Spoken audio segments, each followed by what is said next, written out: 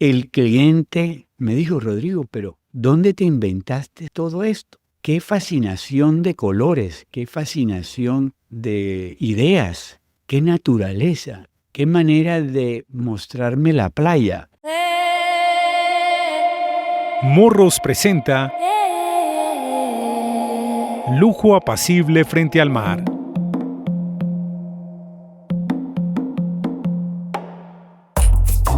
Un podcast sobre la arquitectura, la naturaleza y el estilo de vida que están redefiniendo el norte de Cartagena.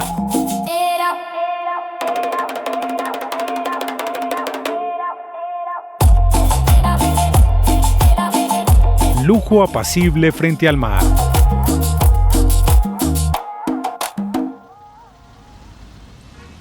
Hay quienes ven una ciudad como un conjunto de edificios y calles. Y hay quienes la imaginan como una historia viva que puede transformarse. Rodrigo Puente pertenece a ese segundo grupo. Su nombre está ligado a algunos de los desarrollos más emblemáticos de la Cartagena moderna, especialmente en la zona norte, donde su visión ha contribuido de manera decisiva a redefinir el paisaje urbano y la manera en que la ciudad convive con el mar. Desde niño, Rodrigo creció entre planos, grúas y conversaciones de obra, pero también entre viajes, ideas y referentes estéticos que marcaron su sensibilidad. Lo que comenzó como curiosidad terminó convirtiéndose en una vocación, la de crear espacios que combinan funcionalidad, belleza y, como él mismo lo llama, un lujo apacible que respira Caribe. Hoy, después de 4 décadas de trayectoria, sigue hablando de Cartagena con la ilusión de quien la mira por primera vez. Y en esta conversación revela aspectos de su historia que no suelen contarse. En este episodio del podcast Lujo apacible frente al mar, descubrirás ¿qué llevó a Rodrigo a cambiar el rumbo de su vida profesional? ¿Cómo encontró su visión estética y la plasmó en la arquitectura? ¿Cuál fue su primera gran lección como desarrollador inmobiliario? ¿Qué significa para él el lujo apacible? ¿Cómo imagina la Cartagena del futuro? Rodrigo Puente, 40 años de una visión que transforma Cartagena. Rodrigo, gracias por estar en esta conversación. ¿Cómo estás? Muy bien, divinamente acá. ¿Qué es lo que más recuerdas de tu infancia? Cuando comencé la niñez, los primeros años de los años 60, 1960, mi padre era un ingeniero civil y siempre nos llevaba a las obras, siempre lo acompañamos.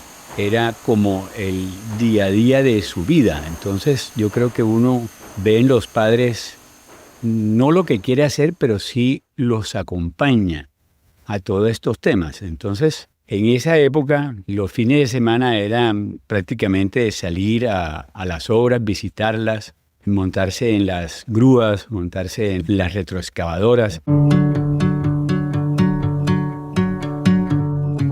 ¿Fue tu padre el que te llevó al mundo de la construcción y quizás a que estudiaras ingeniería como él? Él sí quería enfocarme hacia eso porque había hecho una empresa de muchos años y estaba muy bien posesionada en la ciudad y él seguramente quería que siguiera en esos pasos de ser ingeniero. Y de hecho comencé a estudiar ingeniería civil. Sí, ese fue mi gran comienzo en este tema de la construcción. Pero fue tu decisión. Tu padre quería, pero fue tu decisión. Fue mi decisión y lo comencé en la Universidad de Florida, en Gainesville. Comencé a hacer todos estos primeros años de ingeniería y luego llegué en el momento cuando me tocó una Thermodynamics, creo que fue, una clase. Y también me tocó topografía. En ese momento me di cuenta que no me encantaba lo que estaba haciendo. Estaba un poco confundido y me retiré de la ingeniería. Pero entonces, ¿no regresaste a la ingeniería a la academia? Claro. ¿O terminaste qué carrera? Luego papá se preocupó porque no seguí en el tema de la ingeniería y me dice, no, espérate un momentico. Fíjate que nosotros aquí te hemos ayudado a todo este tema para los estudios de ingeniería y al mismo tiempo te hemos ayudado en los créditos extras que has tenido que coger y te hemos ayudado a que fueran contables, económicos, dirigidos hacia la administración. Entonces prácticamente me dijo, ya tú tienes el pensum de administración por haber escogido todas estas economías y contabilidades y estadística. Entonces, ¿por qué no tratas de ver un poquito hacia la parte de administración y lo que te queda es muy poco? Y me enfoqué en la administración y ahí terminé el grado de administración de empresas en finanzas.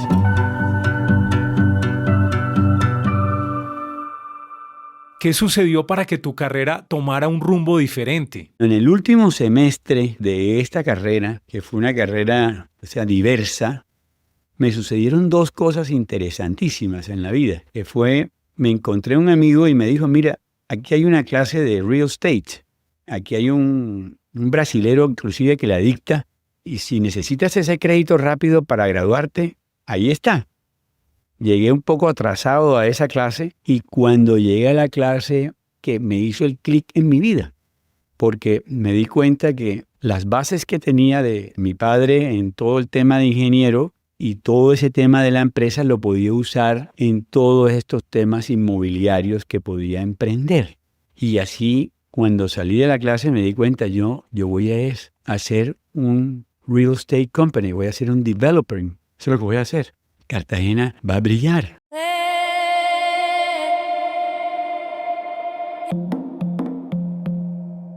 Es una época linda y eso fue lo que hice. O sea, llegué acá y apenas llegué, comencé con papá en varias obras de infraestructura. Estábamos haciendo en ese entonces el nuevo Puente Román. Estábamos también haciendo la Avenida de la Esperanza. Varias obras que estaba haciendo él en ese momento.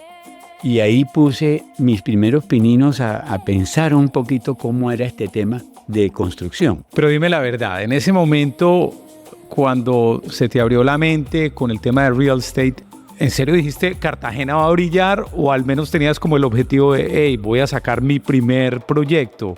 ¿O ya tenías como esa visión de hacer a Cartagena más importante?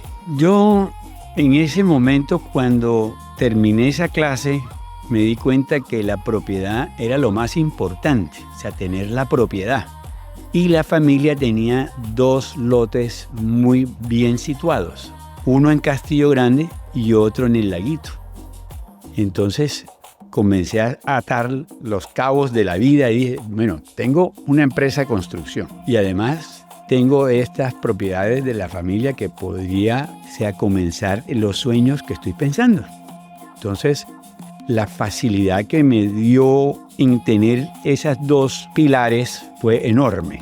Tenías entonces ya un camino abonado literalmente, pero ¿qué faltaba para lograr esos sueños, Rodrigo? ¿Cuál era el reto? Papá de entrada me dijo, mira, yo nunca he prestado en los bancos, nunca he hecho temas de hipoteca, lo nuestro ha sido contractual. Entonces, no me conocen mucho estas corporaciones de ahorro y vivienda que existían en esa época. Entonces te toca maletear y convencer a todas esas juntas para que te den esos créditos. Y hacer también todos estos temas de arquitectura. Entonces ahí comenzó ese pensamiento creativo. Esa creatividad que mencionas también tenía que ver con lo de obtener recursos. Papá no era una persona que estaba boyante, sino que yo tenía que buscar, armar este proyecto, armar todos los temas de salas de ventas y además de dineros que necesitas colocar para los temas publicitarios.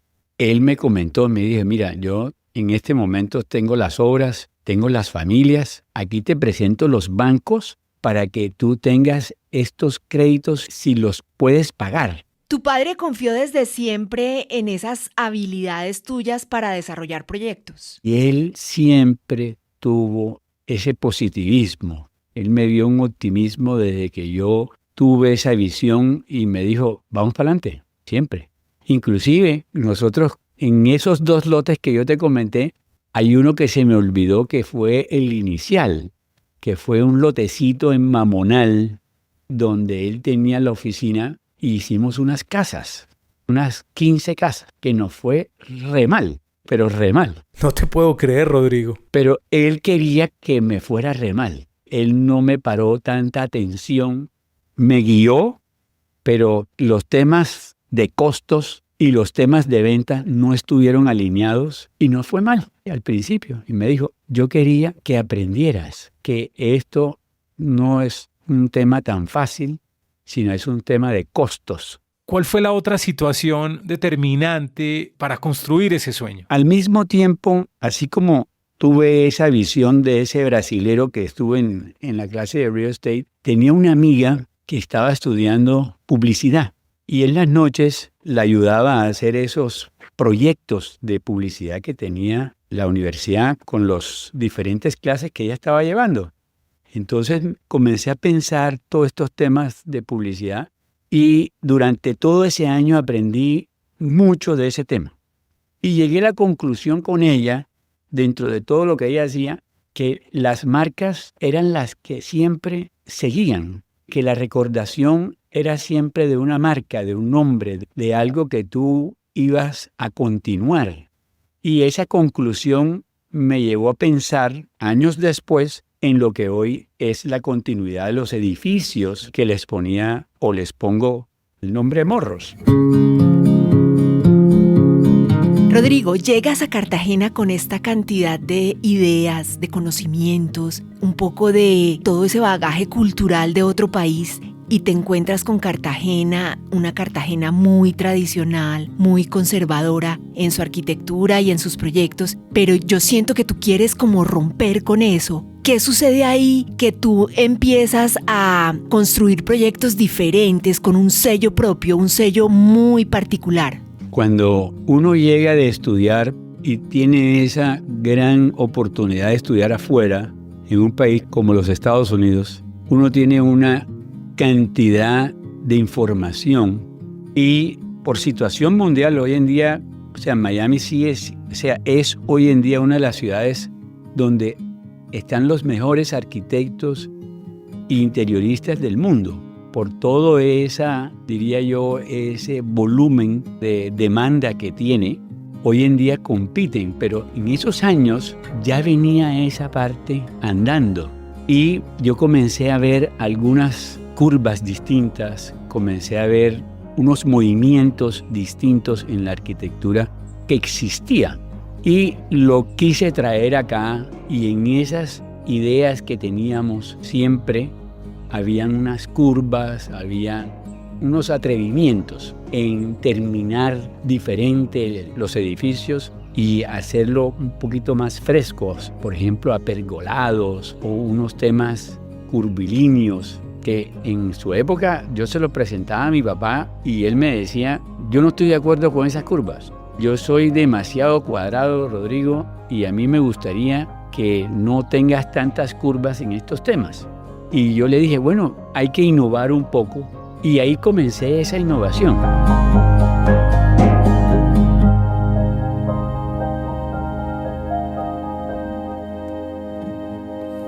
Rodrigo, ¿para ti qué es buen gusto o buen diseño? El buen gusto o buen diseño, pienso que debe ser algo que no solo aceptes tú, sino acepte una gran mayoría de personas. Y eso tiene que ver cómo expones el producto que tú vayas a tratar de vender. Los colores, las formas, las telas, todo lo que tenga que ver en el ambiente donde vayas a exponer ese producto, tiene que ser de alguna u otra manera coordinado con toda esta paleta de colores y formas para que llegue a un gusto que puede ser global. En eso mis referencias son la moda, porque la moda tiene que ver mucho con el gusto global.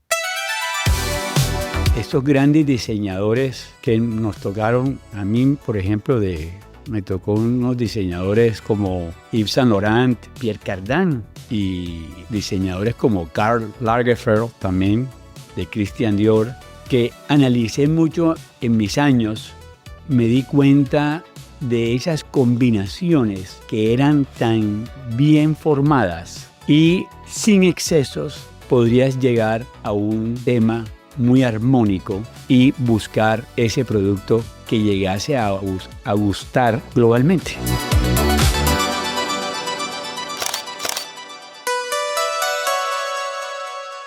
Pudiera uno decir, y aquí te voy a... Sí, que Te prometí que no te iba a confrontar. sí, pero... cómo no. Pero no hay manera.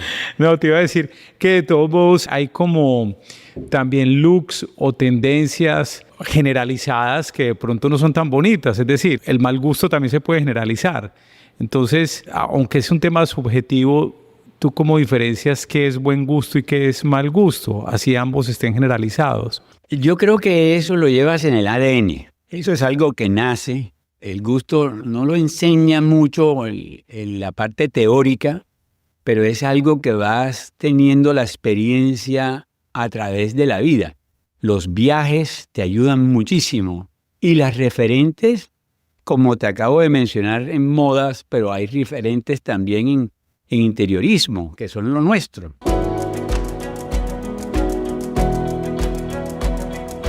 Entonces hay que reconocer que sí tienes como esa capacidad especial para identificar lo que es tranquilo, lo que es estético, lo que es sereno, lo que se conjuga con la naturaleza y el entorno. ¿Cómo te conviertes en referente de estilo de vida en Cartagena? Eso viene desde la infancia, viene también desde los estudios, viene de las referencias de viajes que haces y vas acumulando todas esas maneras de presentaciones. Cuando te menciono la moda tiene una presentación en pasarela única de cómo exponer los productos. Esas referencias me ayudaron a combinar todas estas grandes ideas que tenía y ser detallista en cada una de ellas, porque me daba cuenta que siempre la presentación tenía el pilar más importante en el catch del producto. Entonces comencé desde la letra, desde la composición del brochure hasta terminar el diseño actual de todo el proyecto. Pero sin duda en este negocio el gusto es, diría yo, que el asunto más importante. Pero lo interesante ahí también es tú cómo tienes como la capacidad de asociación de algo que te impacta, que la gente lleva puesto, pero llevarlo a un proyecto de vivienda, pues un proyecto inmobiliario. Sí, así. Hay un tema tuyo muy fuerte de asociar eso y llevarlo a otra industria. En la vida también de la moda, mi hermana Thalía, sí, era una persona muy referente en la moda. Y como era la mayor, siempre me hacía despertar en estos temas.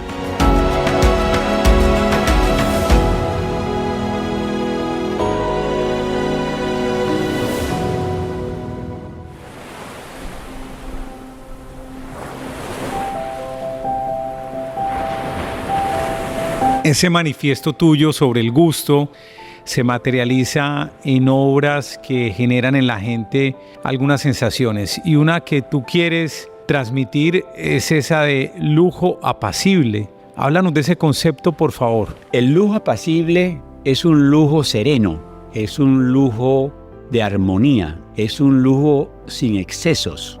Ese gusto por no tener esos excesos hace que el lujo apacible sea protagonista en todo. Entonces, mi referente en vida ha sido siempre que en el buen vestir o en el buen presentar de los espacios tiene que ver un lujo combinado, armonioso, sereno, sin sobresaltos. ¿A qué te refieres con sobresaltos? Esos sobresaltos, me acuerdo que cuando papá y mamá se vestían para una velada, las mujeres al final tienden a engallarse un poco más, a ponerse más temas donde no tenían que hacerlo. Y solamente con un arete o un detalle era suficiente. Entonces yo me acuerdo que le decía a ella, no te excedas, quédate con este aretico que es suficiente. Entonces esas memorias me llevaron a mí a ese gusto apacible, a no tener esos sobresaltos y poder ver en conformidad todo el espacio sin algún sobresalto, pero algo tiene que distinguir.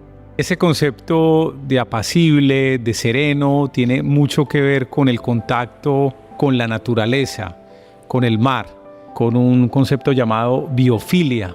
Desarrolla un poco sobre este tema, por favor. El gusto apacible, sin duda la naturaleza, donde nosotros ponemos nuestros proyectos que son prácticamente, directamente en el mar, ¿sí? Con una huella mínima dentro de la naturaleza, es esa forma de vivir que el mundo ha querido enfrentar después de un tema tan doloroso como fue la pandemia. La pandemia nos cambió el modo de vivir, de pensar, de sentir. Y en esos tiempos pensé mucho en ese tema de la naturaleza, que ya yo estaba supremamente adentro de mi profesión. Pero en esos momentos me volteé a sembrar. Como estábamos confinados, nosotros como constructores podíamos salir y tuve esa destreza de salir a buscar más naturaleza. Entonces la parte del lujo con la naturaleza me llevó a esos términos biofílicos que son hoy día referente a lo que es Morros en la playa de Serena del Mar.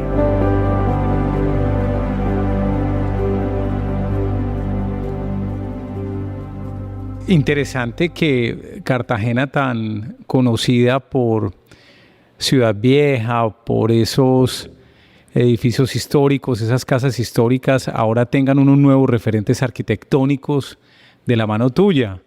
Has aportado a la transformación de la ciudad sin romper con su historia, sin romper con esa belleza reconocida. ¿Te sientes parte de esa transformación? ¿Cómo te sientes? En el tema que te acabo de comentar, de esa combinación de colores que usamos en los proyectos, que fue en ese tema, por ejemplo, de Morros, en el primero y en el centro comercial usamos y estudiamos los colores del centro.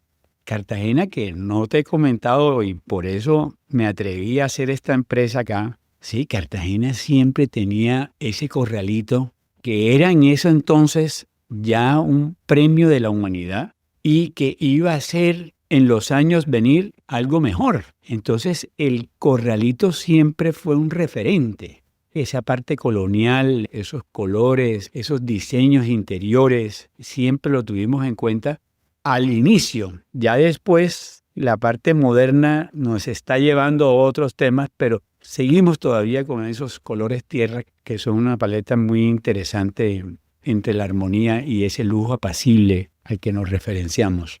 Y aparte de la valorización de los proyectos, de esas buenas reseñas en Best Place to Live, del éxito económico, ¿realmente qué te llena el corazón, Rodrigo?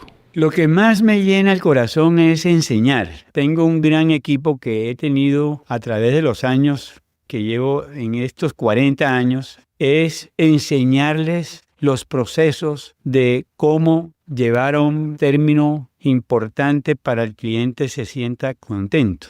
Entonces, enseñar en todos los temas de arquitectura, enseñar en los temas de ingeniería, de subrogaciones, de postventas. Hoy en día yo creo que es lo que más me llena y me da satisfacción seguir hacia adelante en estos proyectos, porque cuento con un gran equipo que ya ha aprendido y que tiene unos grandes pilares para seguir en estos temas de desarrollos. Mencionaste lo de enseñar, pero ¿hay algún otro legado que quieras dejar a tu familia, a tu entorno de trabajo, a esas personas que conviven contigo diariamente, incluso a los cartageneros? Bueno, el legado se deja cuando uno ha tenido una seriedad en lo que emprendes a hacer, ante todo. O sea, que eres cumplido, has entregado lo que prometiste en el tiempo que lo hiciste. Además, has entregado lo que ofreciste y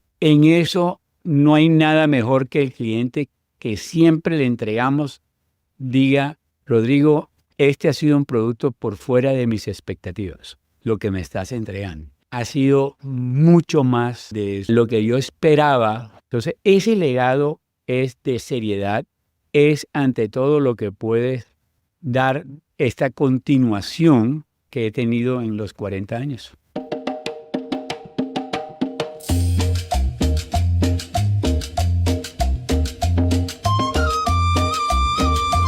¿Te emociona llegar a Cartagena ahora que vives en otro lugar? Sin duda, cuando estoy en Cartagena es mi tierra. Yo nací aquí y me crié aquí y es la ciudad que hoy en día es donde tengo las empresas y tengo este tema de estos desarrollos tan importantes que estamos haciendo acá en Serena del Mar.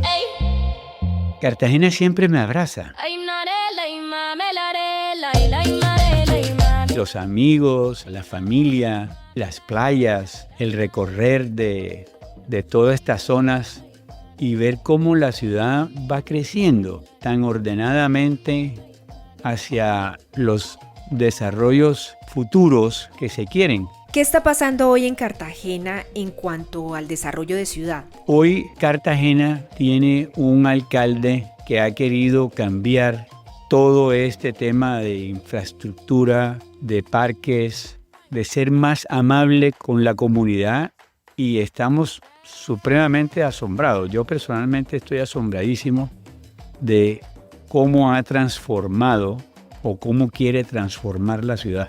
Cartagena se presta para tenerla más ordenada y las ideas con que viene, o sea, el tema por ejemplo del nuevo malecón que va a ser y todos los temas que están haciendo a nivel vehicular y de infraestructura y además en los temas de los parques que están reordenando, eso le va a dar un respiro nuevo a la ciudad. Rodrigo, ¿tienes algún referente en desarrollo urbano en Colombia? Yo personalmente he tenido un referente en todos estos temas urbanos como fue Peñalosa en Bogotá. O sea, a mí me parece que Peñalosa entró con unas ideas muy interesantes a nivel urbano, a nivel de transformación de ciudades. Y si nosotros podríamos copiar algo de esa referencia que se está haciendo, yo pienso que la ciudad puede inclusive brillar más. Rodrigo Puente, 40 años transformando Cartagena.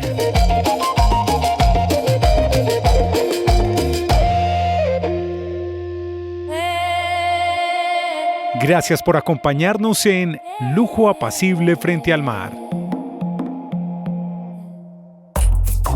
El podcast de Morros, donde la arquitectura, la naturaleza y el estilo de vida se encuentran frente al Caribe, en el nuevo norte de Cartagena.